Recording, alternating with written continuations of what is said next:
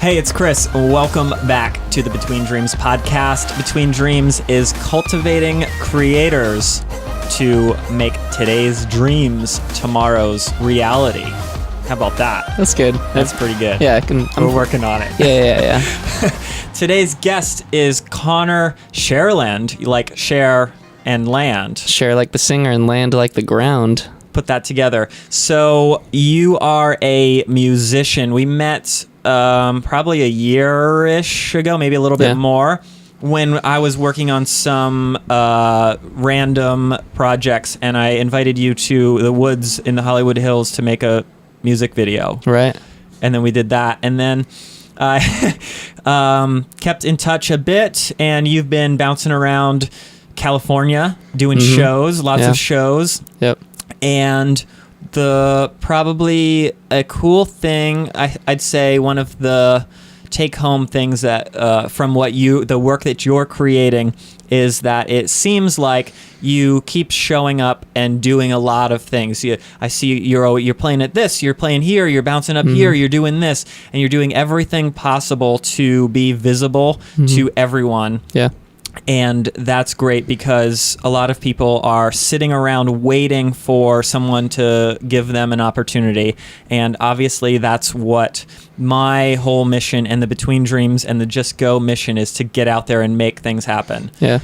Where does that, what keeps you driven to keep showing up and making things happen when sometimes I know from all of us who are creating stuff is like you can very easily hit that like frustration thing of burnout or something from like, I just showed up to 100 shows and I was expecting something more to happen. Yeah. Not like that you haven't made things happen, but just in like all of us, we've all been there like doing these things, and it's like it takes longer than you think it's going to take. And a lot of people listening are going to feel that. So what keeps you showing up? Yeah, I feel like I've been doing 100 shows and not much has happened should be like the subtitle of a book I should write as like an autobiography. Yeah. Right now I'm between like show number 300 and 400, like nearing 400 right now. And I'm still like nowhere near where I want to be. But I have no clear cheat code to become a huge musical star or to become famous or anything. Yeah. And I'm trying to affect as many people as I can with my music as possible. So if I have no connections and if I have very little resources to make that happen, what I should be doing is playing in front of people as much as I humanly can. So it's been 3 to 5 gigs a week for the last year, probably. Yeah. And that is a lot of playing in front of people, a lot of like, hey, nice to meet you, share like the singer, land like the ground. It's a lot of that.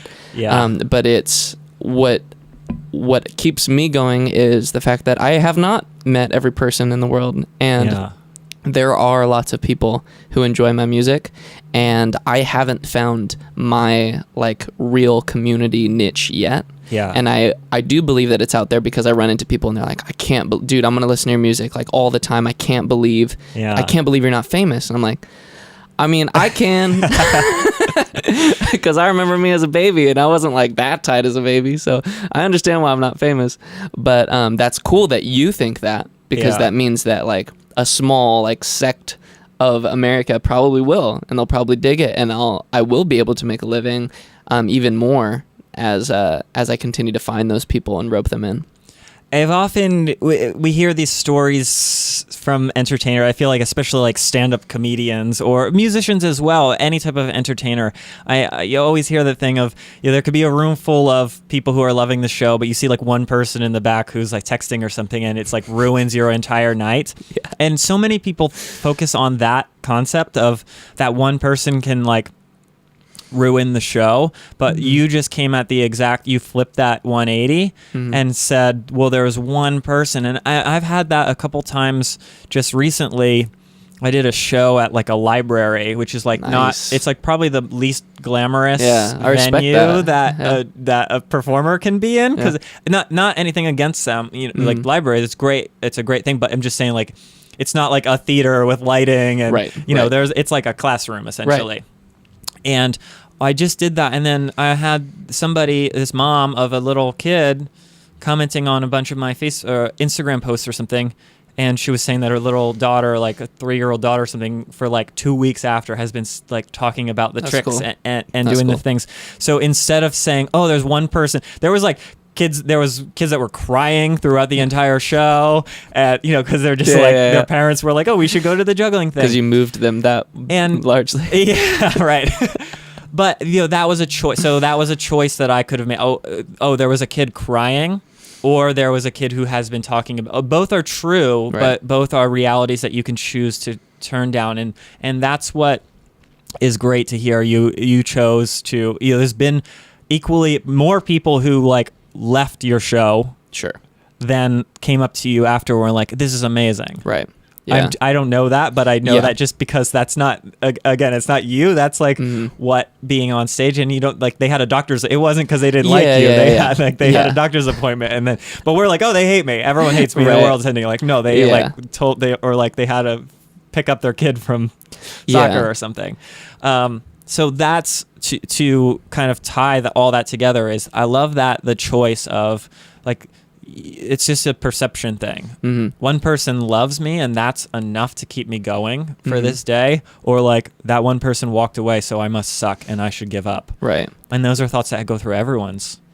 Performers are not like anyone. Yeah, and I think like what you did at the library, what you did with a lot of classrooms in the last year, like just going to play at a lot of places, it shows a bunch of humility and understanding that if someone doesn't care about you, you need to make them care about you. Right. Like you need to introduce yourself to them. Yeah. And you, for me, it's very cool because I think of you as a bit like a couple steps ahead of the game in terms of like where I am in the game. And it's cool watching you do things where I'm like, I wouldn't do that. And I'm like, ooh, I should probably do that. Yeah. Because that, like those things are linked, like these like more baller gigs that you do and like the like very not gigs that you do. Yeah. Like you play for free multiple times in a week.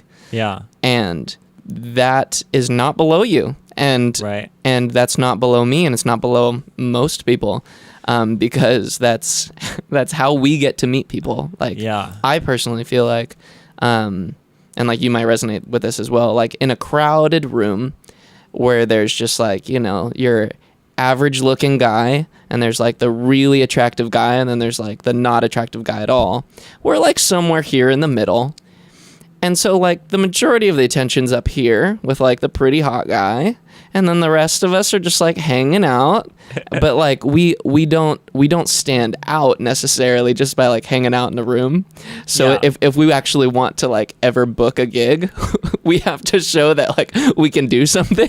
Right. Because no one like looks at me and they're like, I bet he's a really good musician. Yeah. I bet he can really hold my attention in a room. Right. It's like, well, I can, but I can see why you don't think that, because I'm 5'9" and that there is probably such a value in that though of, if you were this thing, because they're hiring you after like it's harder at first, but there's so much more value in that. Mm-hmm. I think about that sometimes with my juggling show of like, I want it to be more than just like an initial, this like flashy thing. Yeah.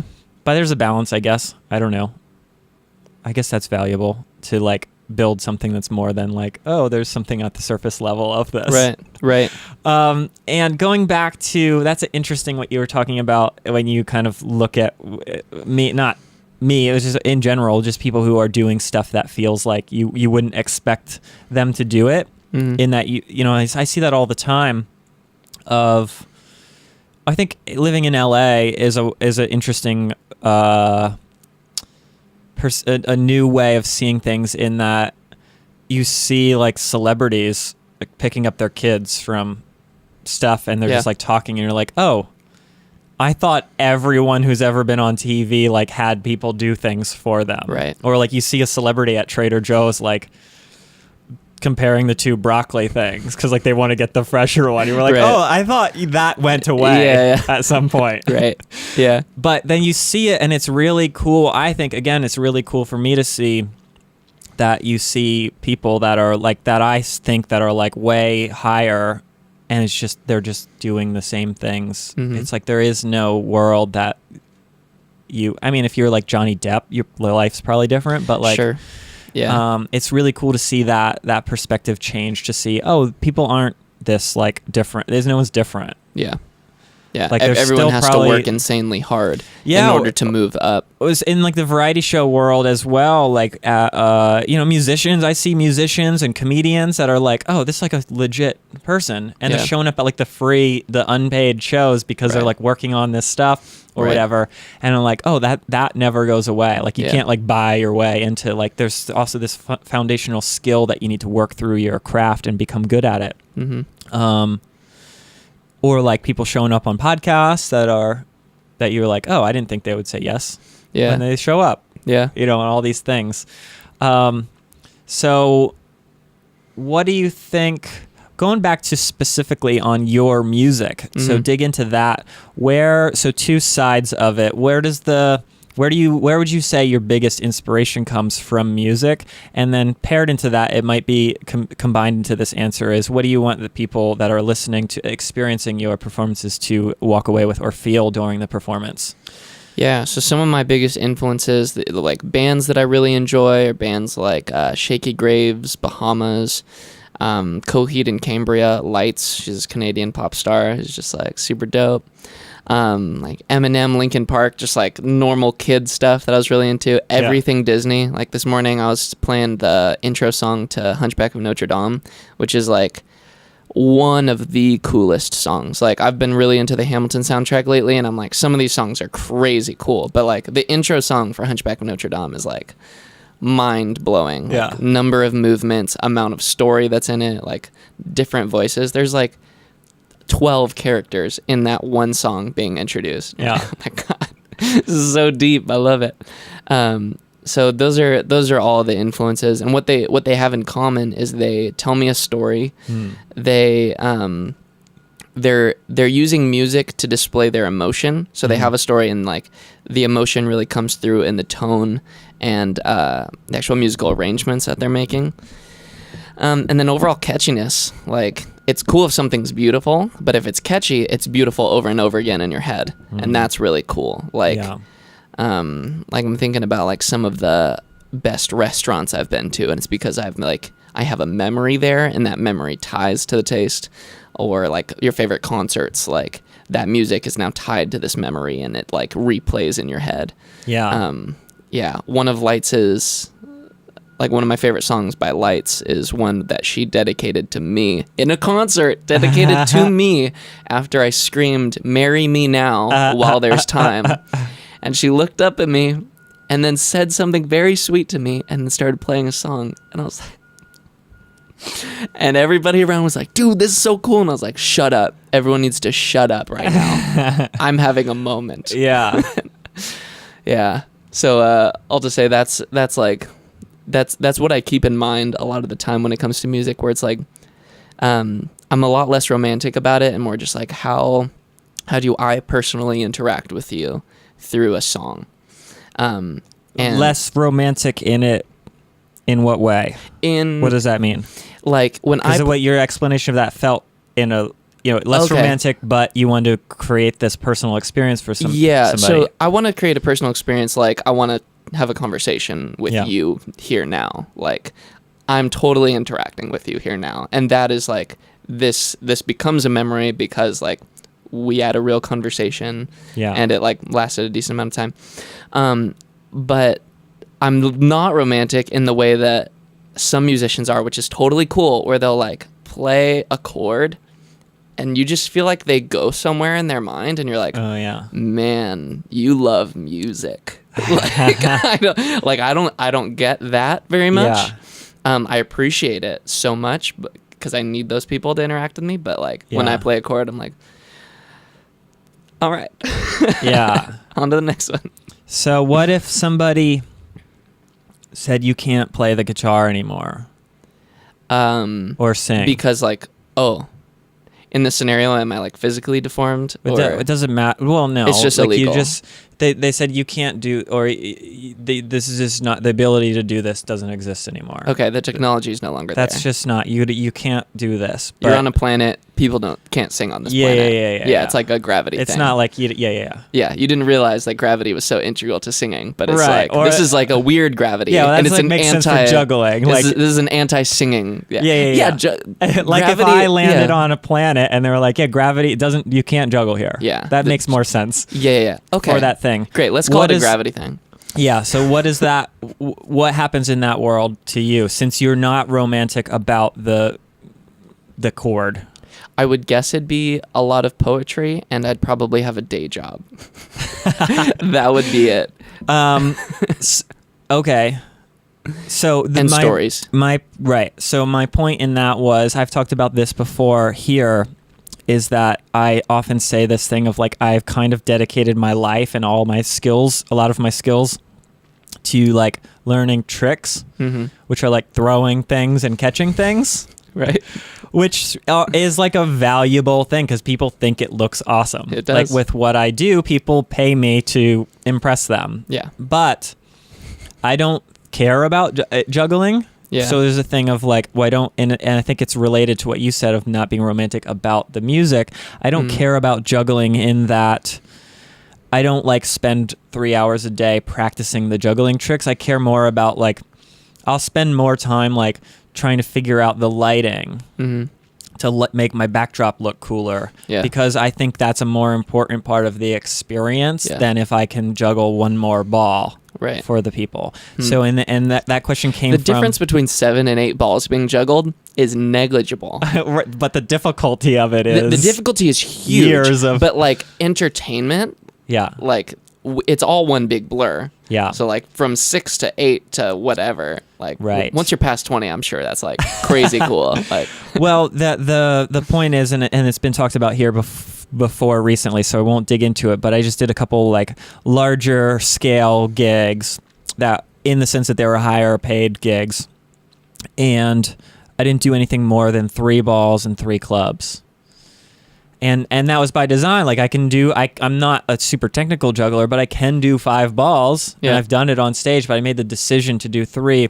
In that I can, if I'm doing 5 balls, I'm focused on doing 5 balls because I'm not like an expert 5-ball juggler, but I can do it. But I need to really focus on that, and I can either focus on catching balls or giving the audience a good show. Yeah. So that is a clear choice of what. If I'm doing 3 balls, I can be making eye contact with them and doing all this stuff. So that's interesting to hear. Because a lot of musicians do have that thing, like, no, I'm a musician. There's art to this. Yeah. And there is. I should be. Yeah, it's absolutely. There's art to juggle performance. We've all dedicated our life to like learning the skill. Yeah. But now that skill, in my world, that skill should be used as a tool to drive whatever it is, a feeling, a message, a story, whatever that emotion that you're trying to convey. And we've seen it too many times in that magicians care about card tricks. Right. Jugglers care about catching things. Yeah. Musicians care about like, oh, this chord, or I hit this note or something, and the audience has no idea unless it serves the purpose. Right. And again, that's not taking away from people who are like super artistically into creating their thing. There's a place for that. I'm in a different place now where I just care about that audience experience. Yeah. Yeah. So that's cool to hear from a musician, which is slightly out of my like normal realm of variety acts. But I think it just comes down to like what's more valuable, like actually connecting with people, or being a fantastic musician, magician, juggler, whatever. Like the answer is both. Yeah. And the answer is you have to be really good at like helping people know that they're cared about, helping people know that they're seen in a room. Yeah. And like that is like the difference between like Mr. Rogers and like some other guy who can play the piano and sing pretty well is like Mr. Rogers took that ability, all that musical ability, and he transferred it over to children and like used music as a tool, like used stage design as a tool, used his puppetry as a tool to say to like multiple generations, you're worthwhile, I'm glad that you're here. And he was like actually friends with those people. He was actually like glad to be there with them. Yeah. Yeah, and that's amazing in just being able to do that. I've used this analogy before of like a carpenter or something who has like a toolbox. Yeah. And so the problem right now is that like the sink is broken.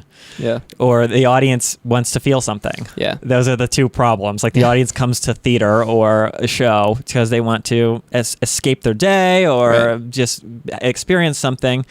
Just like we need the sink fix is leaking. So when the carpenter or plumber or whatever comes, he has a box of tools. He might use a screwdriver, or he might use a hammer, or he might use another wrench. But I don't care. I'm as the audience who wants the sink to stop leaking. I don't care what tool he uses. Fix the problem. Yeah. And I think that juggling or magic tricks or music is that tool. Yeah. And I think there's value in not being attached to the tool. So like if that plumber said, oh, there's this new technology that like I can like laser beam this and it's fixed instantly. Yeah.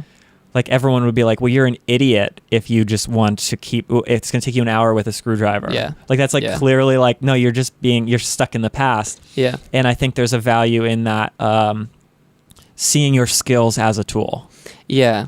And I think when you run into the guy at the house party who's like, he pulled out his guitar so he could like play to like the girl in the corner to like seduce her, that's like, that seems like not using that tool exactly right. Where now I'm speaking on things I shouldn't be talking about. But yeah, there's a lot of that where it's like there's definitely a lot of times you should not be singing in the day.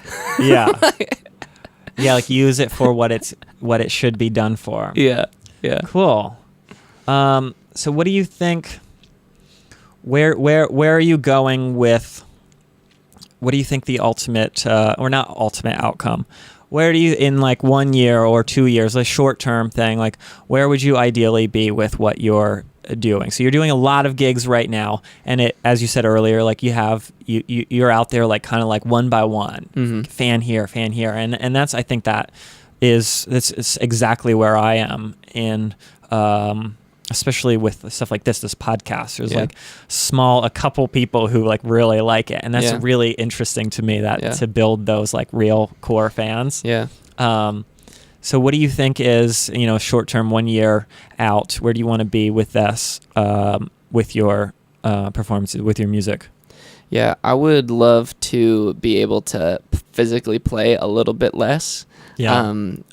Because it is extremely taxing on my body to do 3 to 5 a week. Like this week is a 4 or a 5er. And by Saturday night, I'm just pretty dead. Yeah. And a lot of the gigs that I do are things like 2 hours or 3 hours. Go ahead and fill this slot, entertain this bar for 3 hours. Yeah. I don't know if you've ever tried to entertain anything for 3 hours. It just doesn't happen. Right.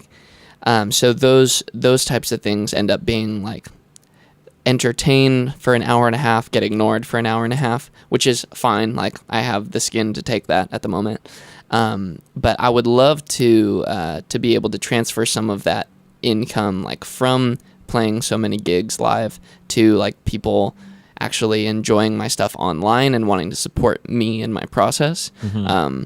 Because I have like, I think in terms of like a company, if you saw some kid who was like putting out albums pretty consistently, was like very regular in his playing outside, like you saw that for a couple of years, you should expect him to continue. And like you, if you like him now, you should expect to like him later. Like, and that's sort of where I am in my journey. I'm on my third EP right now, and I would love for this to do really well. It's like, it is by far the best thing that I've made. Like the other stuff, it feels like here, and this thing feels like here.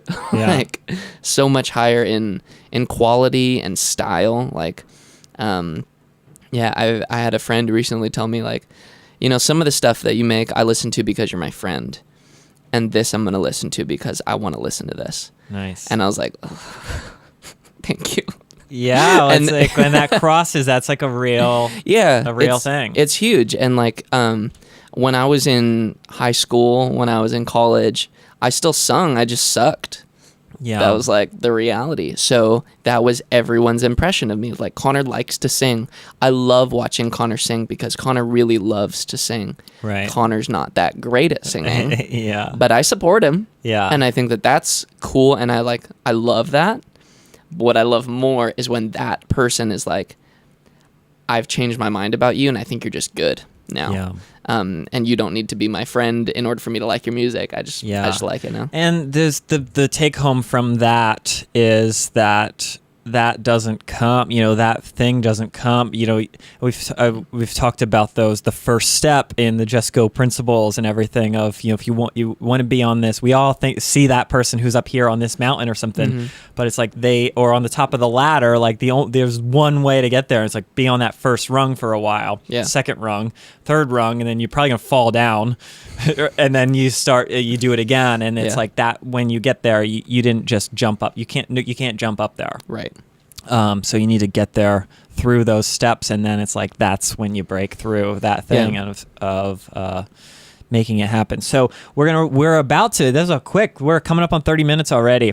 We're about to wrap up the main episode, and then we're gonna kick over to Patreon.com/BetweenDreams, where you can hear more of us talking. So if you want to hear more, you bounce over to there. But we got 1 more minute here.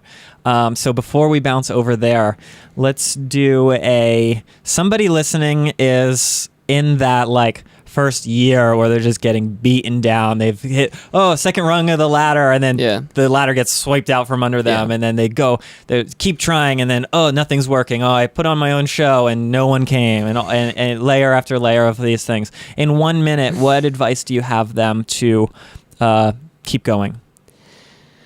Yeah, I would say just go ahead and start with that is not uncommon. Like Sum 41 said, crashed my own house party because nobody came. Yeah. And that's classic. That's been going on since the late 90s, at least. People not showing up to parties. So I would say, 1, you're not alone. And then 2, it's just a sign of where you are. Like you should be able to rejoice in which rung you're on, and if you are on rung 1, own it. Like I'm really trying to own it. Like I really tried to win a competition in this last year. I lost it. I want to own that, because I want to be able to say when I am like however many rungs up in the future, like the whole time you saw, like, and I never gave up because it was hard. And that's like my big thing. Like I've made a deal with myself that I'm not going to give up because it's hard. I want to give up because I'm honestly not good enough. Yeah. And so that is my main question is like, am I good enough? And if I am, then all I need to do is work harder. And work harder just means like more repetition on the guitar, practicing scales, more cold calling. That's the majority of the job. Is like cold calls and cold emails. Thousands of DMs on Instagram that I've been sending out, like, and that's not like an over exaggeration. Like, like every hour, a quick 5 on the pot, just send them out real quick, keep going on with your day. And, I would really own where you are in the process so that when people say like, so that when people do remind you of where you are in the world, you're like, yeah, I am. And then you can keep going forward. Cause if you like puff yourself up internally and the world keeps saying like you're not that big, it's like that there's just going to be so much discord there. But when you can have a good sense of like internal worth just because you're a person and like you deserve to be on the earth, you have so much worth as just a person, period. Yeah. That's just true about all people. And then you can really own this humble thing that you're really not super proud of, but you will be later when you see how far you've come. That's what I'm trying to do. I'm like really trying to own my like high school self who can't sing worth a lick right now. Cool. That's great. If you want to hear more of this conversation, we are bouncing over to patreon.com/betweendreams, where you can become part of the family there. And you will get access to every single interview. We go deeper. And when you become a Patreon person over there, for about the price of a cup of coffee per month, you can hear more in-depth conversations. Additionally, that helps support make all of this stuff happen. The main episodes are always for free. So you just give us a couple bucks and we'll keep making free stuff. And you get the bonus content. So, okay, head over there. We'll see you over there.